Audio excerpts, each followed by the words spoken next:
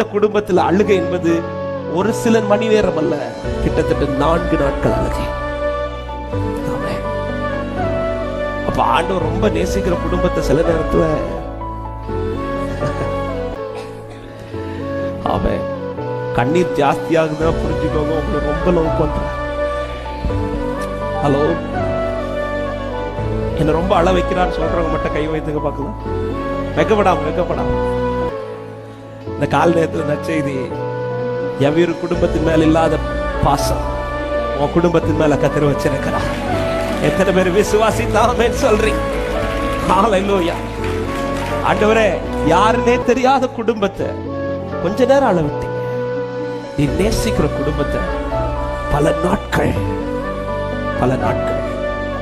இந்த அழுகையில ஏதாவது செய்வீங்கன்னு பார்த்தா எதுவுமே செய்யல, சைலண்டா இருக்கிறார்.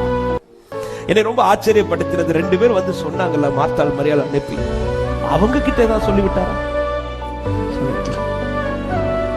அவங்க கிட்டையாவது சொல்லிவிட்டுருக்கலாம். நீங்க போய் சொல்லுங்க, இது மகிமை வெளிப்படுது. எதுவுமே சொல்லல.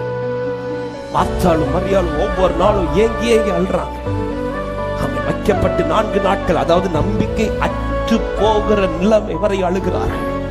ஹல்லேலூயா. ஆண்டவர் வெயிட் பண்றார். ஏன் வெயிட் பண்றார்? இப்பொழுது வருகிறார் என்கிற செய்தி. ஏன் ஆண்டவர் வெயிட் பண்ணி வாரீங்க? மாத்தாளே, இது உனக்கு அடுத்த காரியம் கிடையாது, இது எனக்கு அடுத்த காரியம். என் தேவ ஜனமே, ஒரு காரியத்தை நன்றாய் புரிந்து கொள்ளுங்கள். நீங்கள் எதிர்பார்த்த காலம் தாண்டி கர்த்தர் உங்களை காத்திருக்க வைத்திருக்கிறார் என்றால், உங்களுக்கு நடக்க போறது உங்களுக்கு அடுத்த காரியம் கிடையாது, இது பரலோகத்துக்கு அடுத்த காரியம். விசுவாசிக்கிறவங்க மாத்திரம் நல்ல கைகளை தட்டி ஆமென் என்று சொல்லி